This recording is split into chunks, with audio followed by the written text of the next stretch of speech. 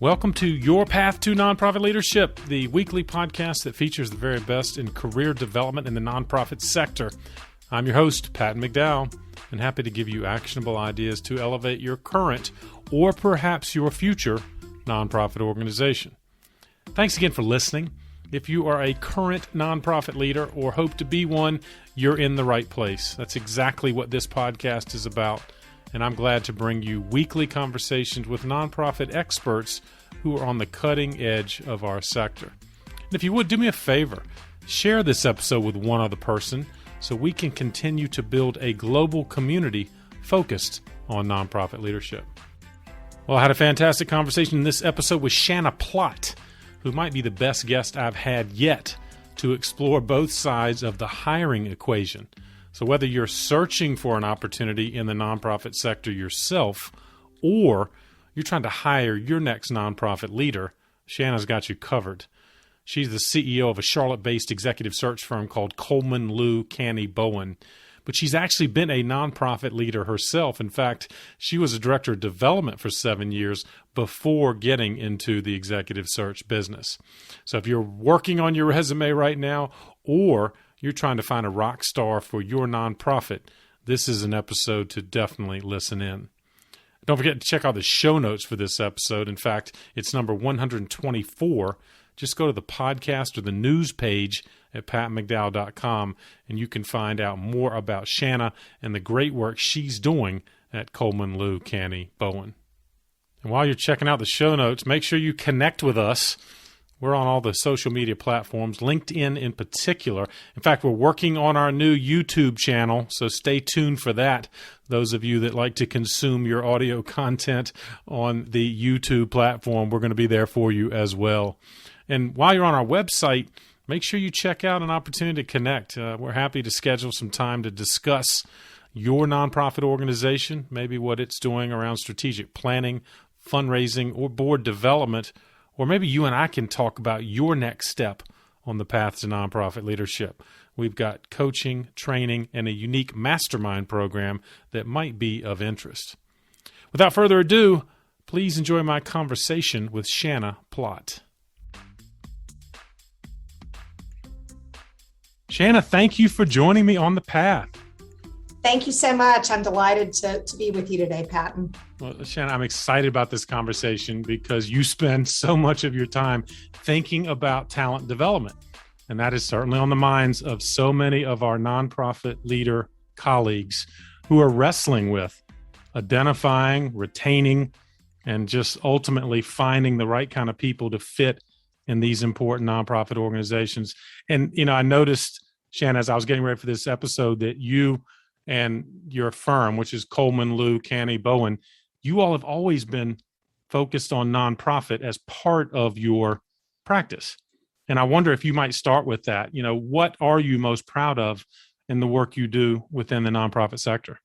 Sure. So, Patton, you're absolutely correct. We've had a practice that recruits key leaders for nonprofits for many, many years. I would tell you, though, over the last 10 years or so, that practice has grown tremendously. And part of that is because of my just personal passion and commitment to helping nonprofit organizations make better choices for great leaders who will come and really drive impact and stay with the organization for a longer period of time.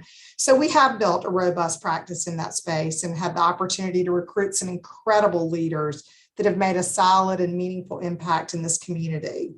A few short years ago, there was a woeful lack of diverse talent in the top seat across the broader nonprofit community. And I'm very, very proud to say that our team has partnered with a lot of organizations over the last few years to really move that needle in a big way. While we as a community still have a long way to go, things look quite different, with a lot more nonprofit leadership that reflects the diversity of this community in terms of race, gender, sexual orientation, and more. So I'm grateful, really, and just very, very proud that we've had an opportunity to play a small role in that journey for this community. You should be proud of that. And in fact, you've done great work in that particular area, which of course, is on our agenda for this conversation, because nonprofit organizations, I'm hopeful and encouraged about their increased focus on diversifying their staff and board talent And of course, you've helped them on the staff talent side. In fact, Shanna, though, to your credit too, you've been in the nonprofit space yourself. And I That's wonder if you correct. might speak to some of your personal professional history includes working in our sector. Yeah, so my career really has been twofold. I spent a number of years in the not-for-profit sector. I actually joined the Methodist Home, now known as Aldersgate, right out of college, and spent about 8 years with them in marketing and development roles, and then worked in a couple of other nonprofit organizations. Then made a radical shift from a career perspective and moved into executive search. But there's no greater joy really for me today, Patton, than when I have the opportunity to really merge those two passions together and work with nonprofit organizations and sort of blend those two experiences together and help organizations make great choices. No, clearly you've done that. And that's why I'm, again, excited to talk about it because, in fact, during our conversation, we're going to talk about multiple perspectives. One, if I'm seeking an opportunity in the nonprofit sector or just seeking to be a strong candidate to get a job. And I think we have a lot of listeners that are pondering just that.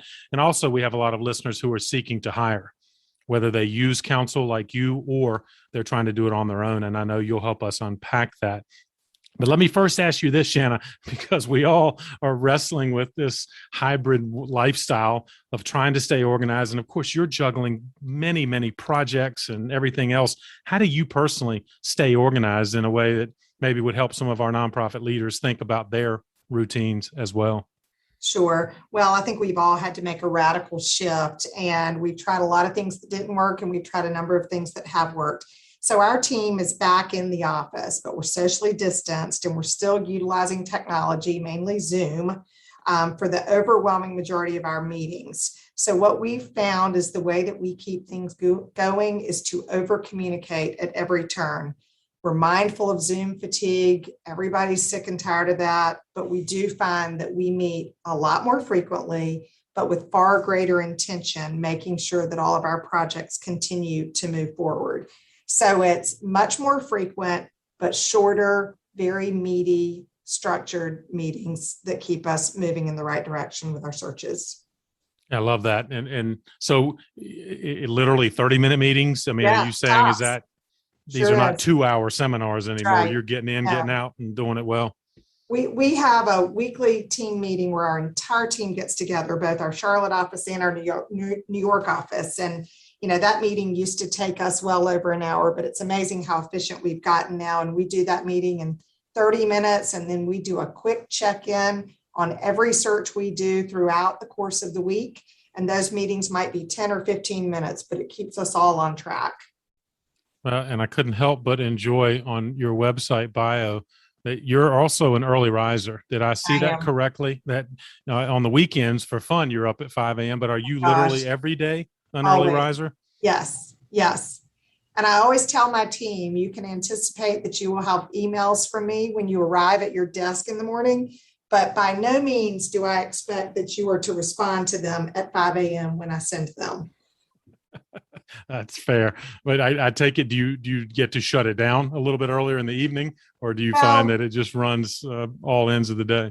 just depends. Right now, we've been incredibly busy, and for that, I'm very, very grateful. So it probably runs a little longer than it might otherwise, but those are good problems in our world for sure. Well, I'm glad you lift up kind of the meeting management dynamic. I've had a couple of guests on this program talk about, given the potential for Zoom fatigue, being more intentional about meeting design and Yeah. being productive and efficient, which I know is appreciated across the board. You also mentioned how busy you are, and that leads to a question I bet you get all the time. Like, what is the state of kind of the market for talent? And I guess in particular in the nonprofit space, do you find, is there a lot of movement right now? How would you describe kind of the market? I would tell you, Patton, the market is the busiest I remember it being across my entire career in search. And that's a lot of years, by the way. Wow. Wow. Yeah, now I think it's tight, and we're seeing it both locally and regionally and also on a national basis. I think, it's slow, but the world's waking up. The fog is starting to lift. And so I think there are a lot of nonprofit organizations that put things on hold for several months, but now they're ready to move forward. We're also seeing a rash of impending retirements, and I think some of those may have been planned for a year ago or more, but Right. they pushed out due to COVID as well. But it's time to really start making plans accordingly. So I'd tell you, because of that, the demand for talent, I think, is really, really great right now. Well, and I'm going to look at that from both angles. So if the organizations, can you speak to what I hear a lot about is, we've all been in this kind of lockdown mentality. There's talk of this mass exodus, people just quitting their jobs. I'm reevaluating my life, my job. Do you see evidence of that? Yes, I think we do see evidence of that. It's interesting. It's been a real blend. We certainly see that, but then we also see plenty of people who say the world's in a weird place right now, and making a change can also be risky and scary. And that's one less scary thing that I need to tackle right now. So it's been a real blend. I think we definitely see it in terms of more openings, but we're also seeing that in some instances, it takes us 2 or 3 times as many calls on a search to develop a really good slate of candidates for a client, just because of that pocket of people that are somewhat reluctant to consider a move during this somewhat unstable time. Oh, so I was going to ask you, you have to work harder in a sense to get people to make the move. And we've seen in the nonprofit community, there's always a lot of turnover, particularly, as you know, Shannon, the fundraising position. Could you speak to that? Do you still see a lot of movement in, I guess, the executive director, which of course is a fundraising position, but also in that chief development officer role? Mm-hmm. Well, as you probably recall, Pat, and I affectionately refer to myself as a recovering development person. Right. So I have just tremendous respect for those folks. And I think that is one of the hardest jobs in a nonprofit organization. And I do think we see more turnover in that role than we do some other roles. So yes, I mean, we've had several new searches over the last several months for top development officers for organizations. I also think that we're seeing a run on, impending capital campaigns, which quite often drives changes in leadership from a senior level perspective. So yes, I mean, that's definitely a hot area right now, without a doubt. All right, let's talk about it. So if I'm what I believe I'm ready to make a move, I'm either in nonprofit and want to climb the ladder, or maybe I'm coming from the outside nonprofit. How can I make myself the most effective candidate? What are you seeing the best candidates exhibit? And then we'll talk about what do you see some of the mistakes are being made as well. Sure. Well, I'd love to hit on just a few high level points. So I'll try not to go too deep, but I think the biggest one, the overarching theme, is be prepared. And with that, I mean, do your homework, really understand the market, the sector within which a role may be located, the trends surrounding that sector. Is this a space that I can get really passionate about? I think first and foremost, that's really, really important before you embark on a search as a candidate.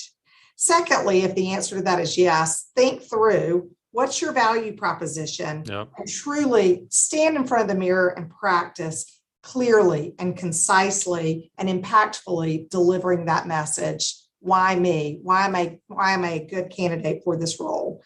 And then lastly, I'd tell you, just be really prepared. Make sure you've taken the time to do an awesome resume that doesn't have gaps, that doesn't have typos. I mean, triple proof it. And then have an awesome, very tailored cover letter as well. It's amazing how often we'll have a candidate who throws together a resume really quickly. And I'll tell you, it shows through. It's evident every time.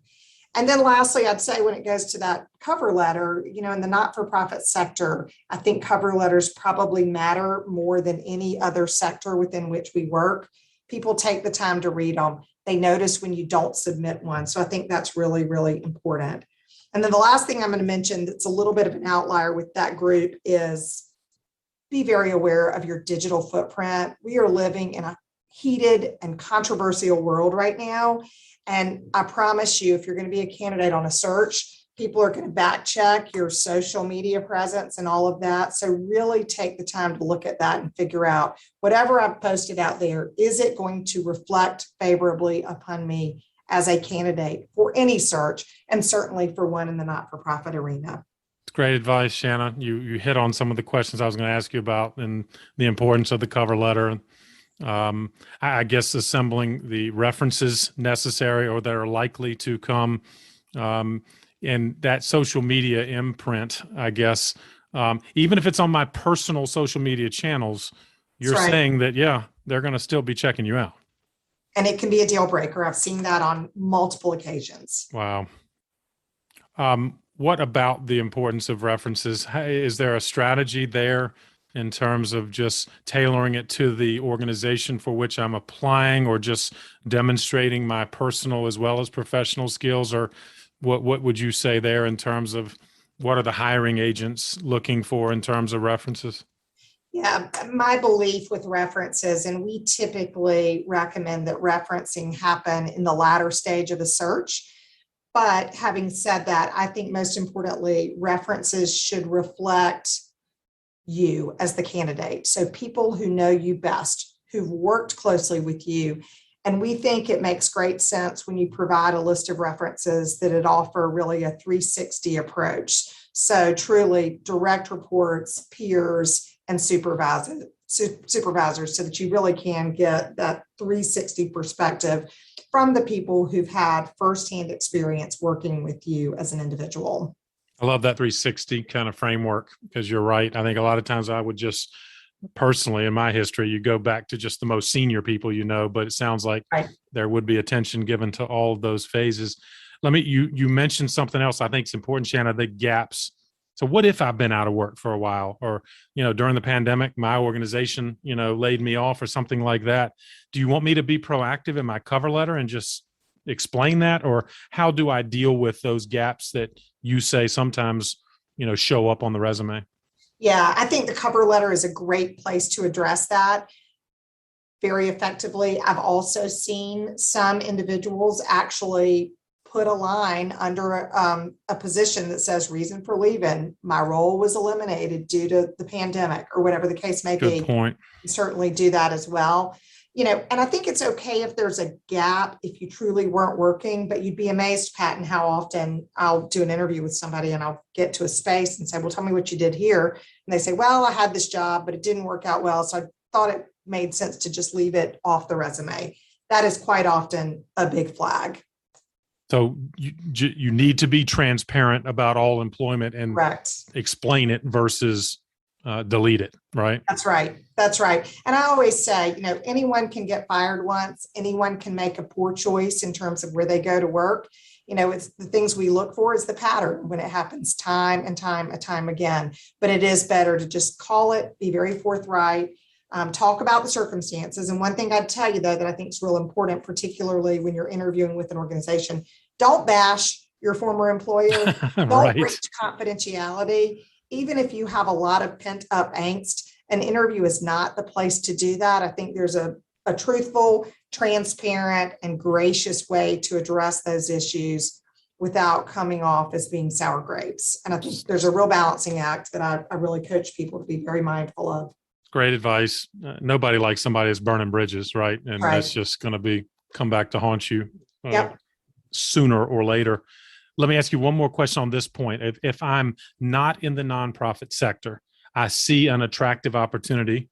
Are there certain pieces of advice you offer someone coming from the outside, so to speak? I call it a lateral entry sometimes. I'm working corporate. I see this opportunity. What advice might you offer somebody in that scenario? Well, it really, Patton, goes back to really do your homework. You'd be amazed how often I'll talk with an executive out of the corporate world that says, I think I'm ready for a slower pace, a job that's a little easier.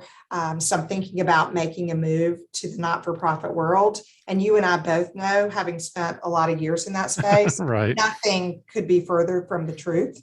And so I think that's a misperception that's pretty broadly understood. And so my advice is really do your homework, talk to people that have been in key leadership roles, expose yourself, whether it's from a volunteer perspective, a board perspective, do everything you can to really understand what it's like to live in that world all day, every day before you jump in the deep end. Great advice. And you're right. We both have talked to people who I just think greatly underestimate the intensity of working in the nonprofit sector. And so Absolutely. don't come in with that attitude, even if you have great corporate skills or background.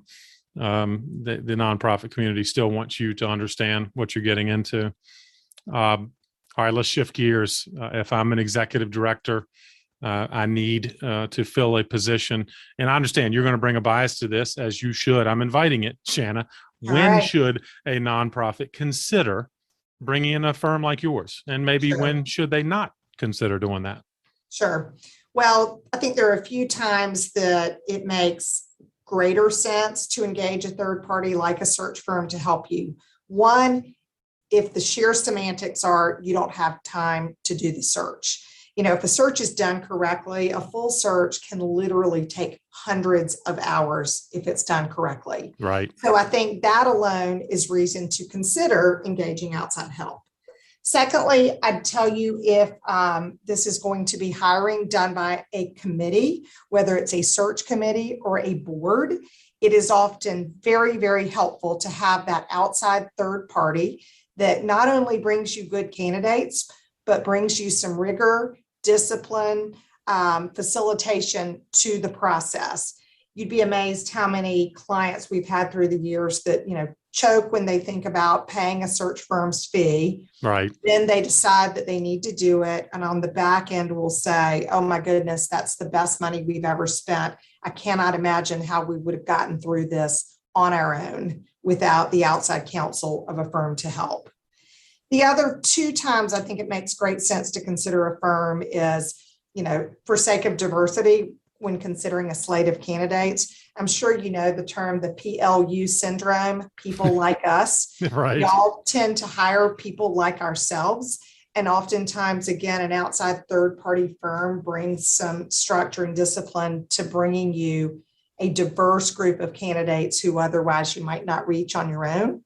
And then lastly, it's a great buffer. Oftentimes there are potential candidates out in the market, or maybe they're in the same sector that are known to the organization. And it's great when you can blame the search partner for going to approach them about the opportunity. It's a great kind of in-between buffer that allows us to recruit people that you may, as a client, have felt a little awkward approaching on your own.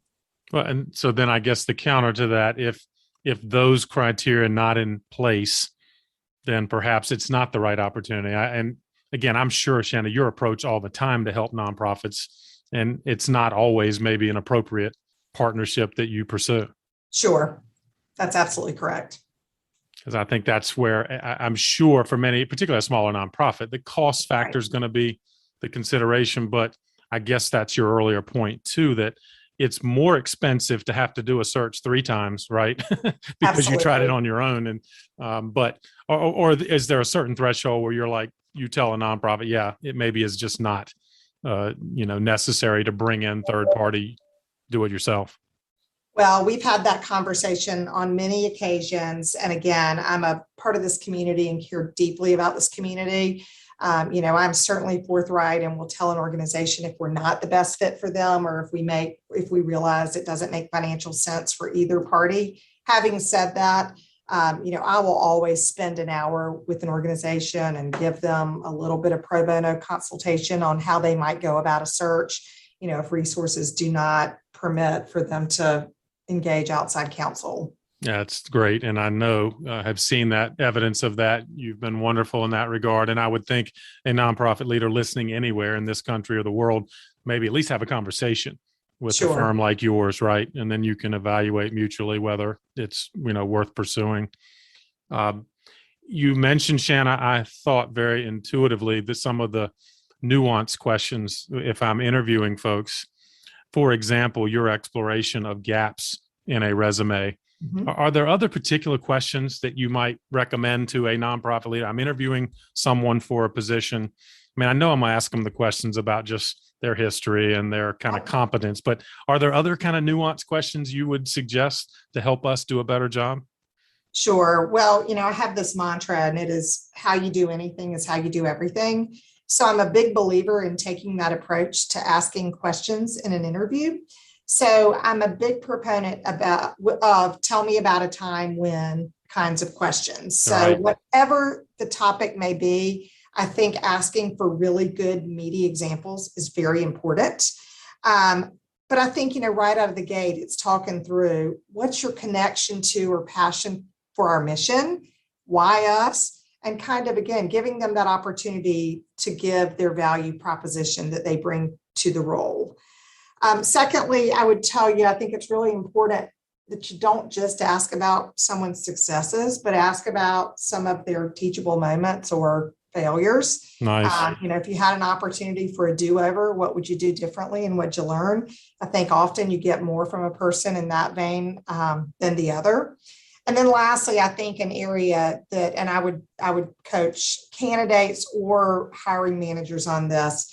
Every organization out there today is laser focused on diversity, equity, and inclusion. Yep. So you better believe in any interview, you're going to be asked about that. So be prepared as the interviewee to respond in a thoughtful, impactful way. And I think it's fair game for any interviewer to ask for experience and specific examples in that vein as well.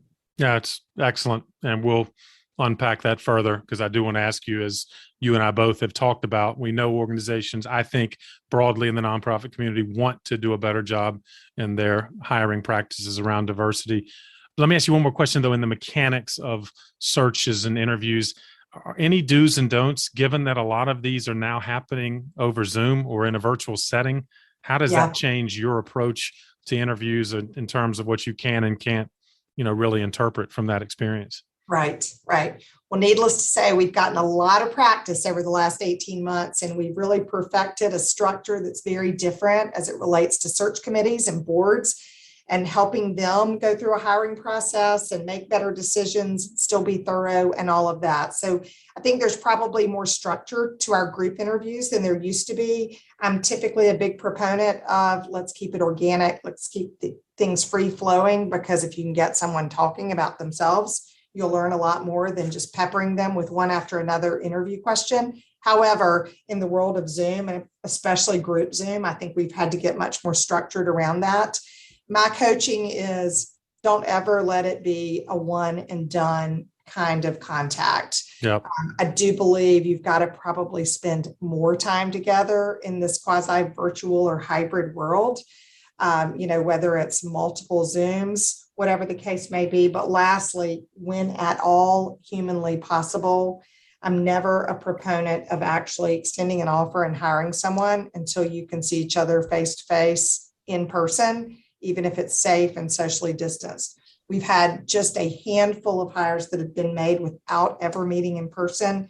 But when at all humanly possible, meet outside on a patio, meet, in a huge room, socially distanced, whatever you can do. I think it's really important that you have that human contact in advance of making that commitment on both sides of the table. Makes total sense. And you're right. Even if there's additional cost and time involved, you're saying we just shouldn't rely on a completely virtual interaction, right, to make such an important hiring decision. When at all possible, absolutely. You mentioned the sequencing. So would that be, well, how would that manifest itself? Like if I have a committee of 6, am I going to predetermine who asks what questions so we don't kind of stumble over each other? Is that kind of what you mean? That's what we've done. We've put a lot more framework around an interview. So let's say, it's a group interview, candidate comes on, is welcomed, committee introduces themselves. We like to give a candidate 2 or 3 minutes just to make some opening remarks. It's sort of their open mic time, so to speak. And then we shift into a more structured Q&A that the search committee has determined in advance of that interview. We'll go through a position description. We'll pick out the key priority areas. The questions are predetermined. Who asked what is predetermined and in what order. And then we'll go through that flow for, call it 40 minutes or so. Then on the back end, give a candidate 5-7 minutes to ask a few questions of the committee. And then there's some structure around who responds accordingly. Then any follow-up questions, and they're on their way accordingly. Oh, love that. It's a bit more structured than it used to be, for sure. Oh, makes total sense. And again, I'm glad, because I know our listeners can kind of think through that and not have that, because you don't want to bring in your volunteer board members on a committee and let them have a bad experience, right? If they're going to be part of the final review. Have you seen nonprofits, Shana, request from candidates samples of their work? If I'm a fundraiser, what kind of stuff have you seen requested, and do you think it's effective? Well, again, I think having some tangible examples of work, again, successful or otherwise, that a candidate has been a part of is really important. So it may be a case statement for a capital campaign. It may be annual giving, collaterals, email campaigns, anything like that. It may be just some demonstrated numbers around success and the structure of a plan, that kind of thing. The other thing that we're seeing more and more often is committees. This is typically for finalist candidates, Right. but quite often they'll give them a case study. It may be a real life dilemma that the organization is facing, and they'll give it to, call it, 3 finalists and ask them to read it and then come prepared with either their 60-day plan or how they address a certain challenge. And again, I always coach, hiring teams or hiring boards, judge them less on getting it right or wrong because they are operating with limited information, Right. but more on how they think, how they approach a problem, how they engage the team, all of that, to see if there's synergy or lack thereof accordingly. But we found those case studies to be a very effective way to really understand how somebody would fit in with that organization. And then we typically give some time on the back end for the committee to unpack that, follow up, have some discussion with the candidate based on their presentation accordingly. I love that, Shanna. And it makes me think, so are you seeing examples of both it's a hypothetical case study, or literally the organization will say, all right, let's go ahead and float something that really did happen to us and see how they would have interpreted it? Both. We're seeing a combination of those two. The only thing that we recommend is that it's a level playing field. So all candidates are operating with the same amount of knowledge or information. So there's not an unfair advantage or disadvantage to one candidate or the other who may be more closely connected with an organization. That's a great point. Or if your scenario for a fundraiser had a donor component, obviously you may want to keep the names neutralized anyway, right? So that absolutely your out of town candidate wouldn't be at a loss. Well, that's a good segue, I think, speaking of candidates, and to your great point, you started with it, that you've been intentional in helping nonprofits in particular diversify their leadership.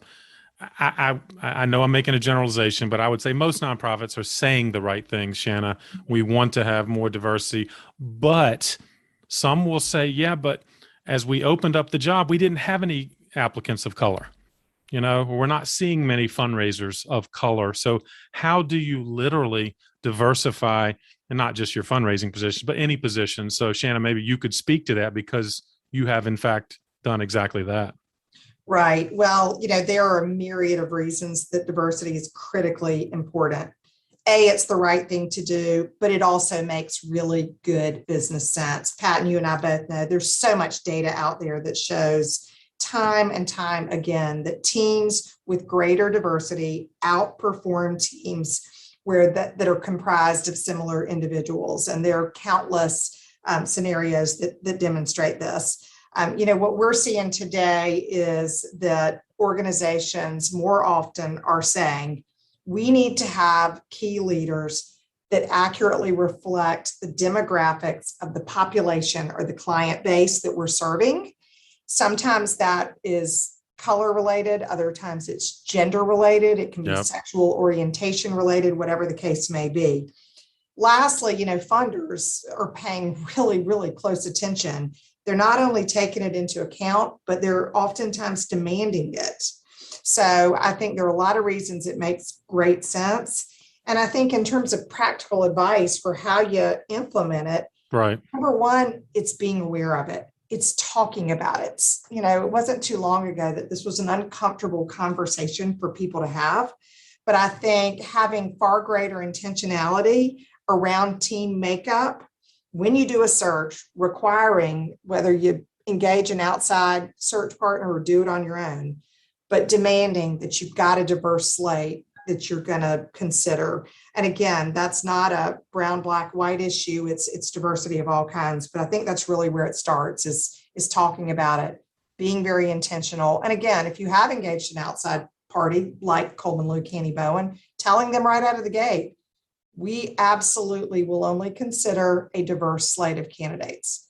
At the end of the day, it's intrinsically a part of what we do. It is a hallmark of the work we do within our firm. but more clients are demanding it today. And I always say, look, at the end of the day, we can control the candidates that we bring to you.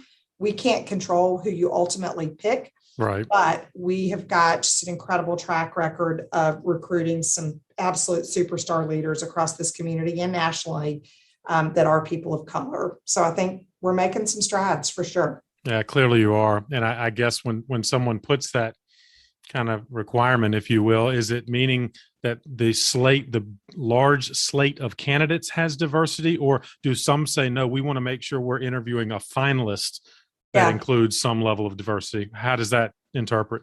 Both. And I think, again, we can control who we present to a client. We can't control who they select as a finalist. Right. Having said that, we will absolutely coach them, encourage them. And, the onus is on us to bring them really strong, well-qualified candidates that absolutely reflect diversity. Have you found it? Obviously, you're having to just expand your outreach. In other words, I can't sit back as a nonprofit leader and kind of passively post in the same standard sites, I guess. Or are there certain things you have seen organizations do to better encourage or find some of these candidates that you're talking about? Yeah. So I think, we're very fortunate since we're in this business and do a lot of these searches and have clients that are demanding diverse talent. We have built an incredibly strong, broad, really rich network of diverse candidates in the not-for-profit arena. So typically we've got a good jumping off spot. It doesn't mean anytime we're engaged, we have the winner in that group, but we've got a strong network from which to draw. Having said that, for organizations who don't engage a firm, I think it's really, really important from day one that succession planning within an organization starts. And that's not just for the top job, that's throughout the organization. And that may mean developing talent inside your organization. It also means being very intentional about growing your network from a diversity perspective, whether that's from a board perspective, a volunteer perspective, just a friends of your organization perspective, so that hopefully if you embark on a search and you're not able to engage outside help, you've already got a big, strong network that you can tap into pretty quickly. Yeah, that's fantastic. As you said, it's not just the right thing to do philosophically, but what you just described is a very practical benefit to diversifying all elements, right, of my organization, staff, board, volunteers. So then when the job openings do occur, you've already got a head start. And frankly, a lot of organizations could be more intentional about that. When you're talking to really good candidates, Shana, what are they looking for at nonprofit organizations? Because again, you and I both have seen nonprofits that struggle to retain talent. Right. And I'm wondering, when you're talking to somebody like this is a rock star candidate. He or she's gonna go somewhere. What are the rock stars looking for when they want to land a new nonprofit job?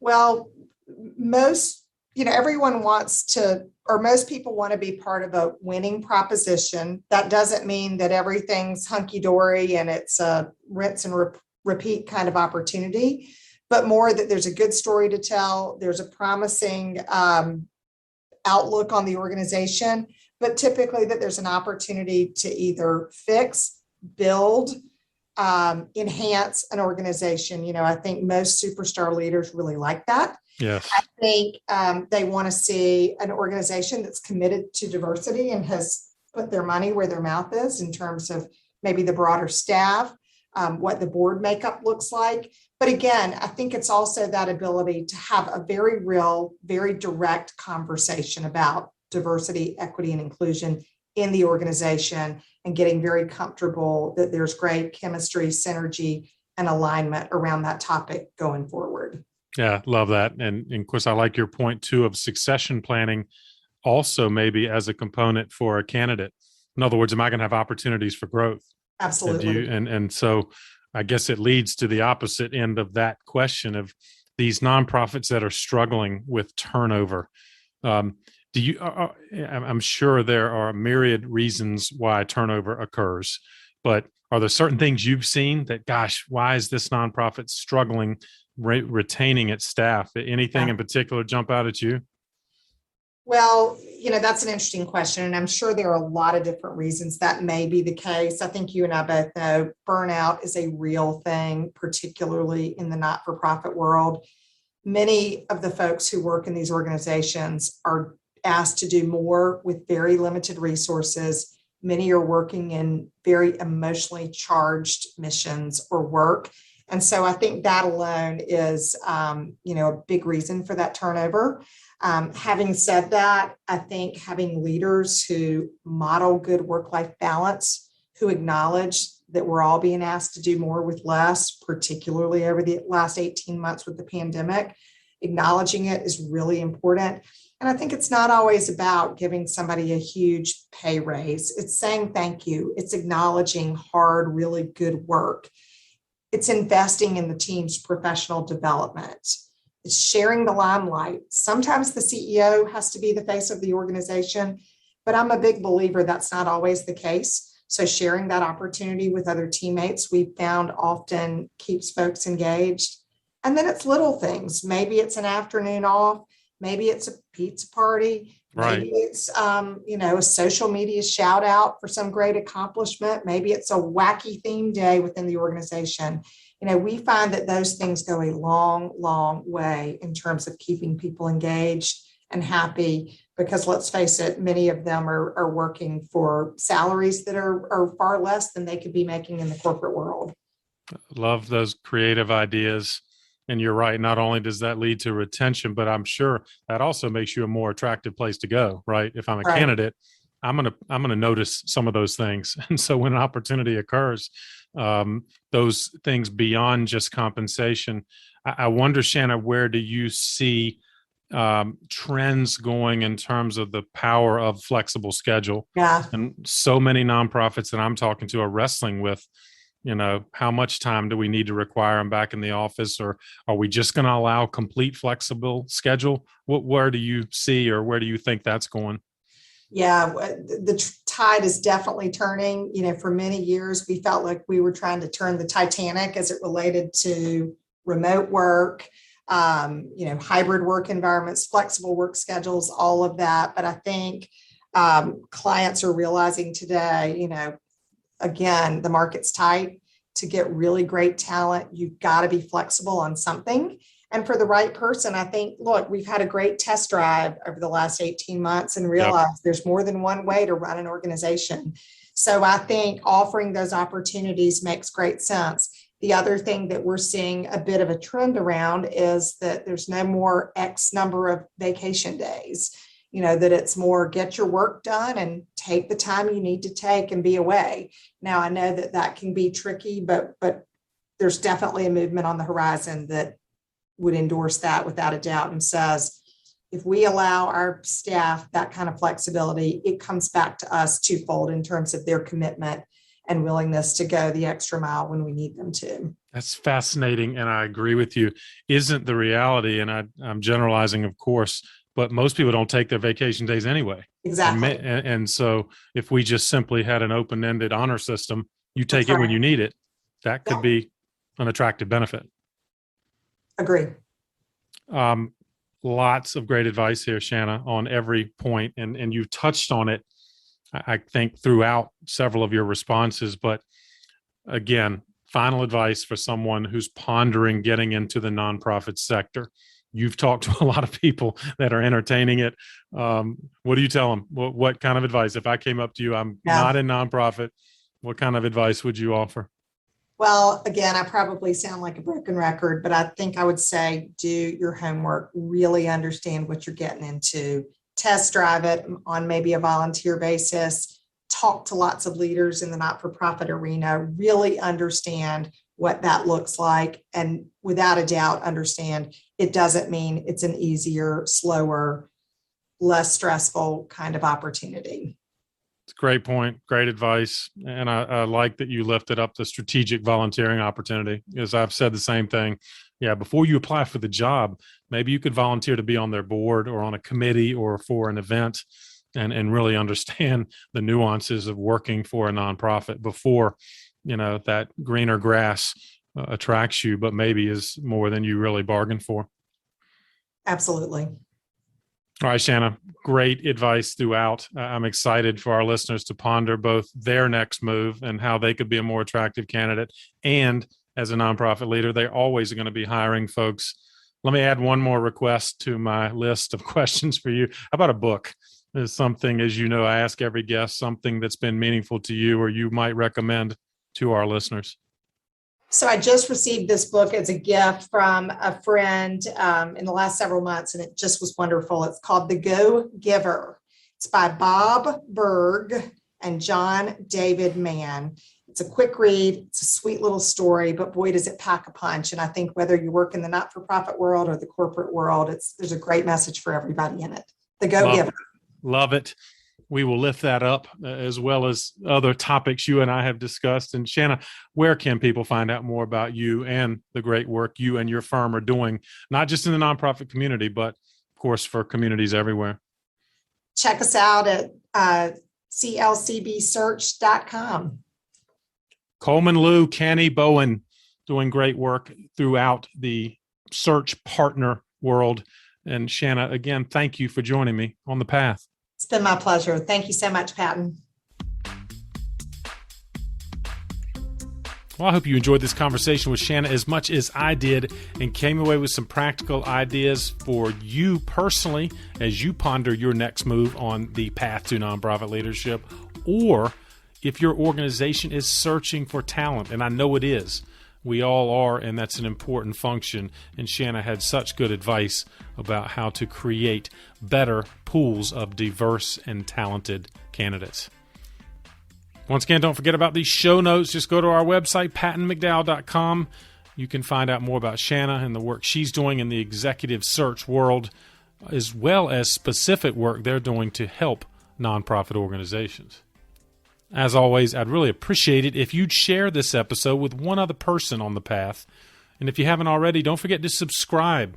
Once again, go to our podcast page at pattonmcdowell.com, the new and improved podcast page, in fact, and you'll see links to all of the primary podcast platforms. Don't miss out on any of our weekly episodes. They come out every Thursday, as well as bonus features we're working on every month. Thanks again for all you're doing in the nonprofit sector, especially right now. Keep up the good work for causes that are most meaningful to you. I'll keep bringing you content that can help you do it even better.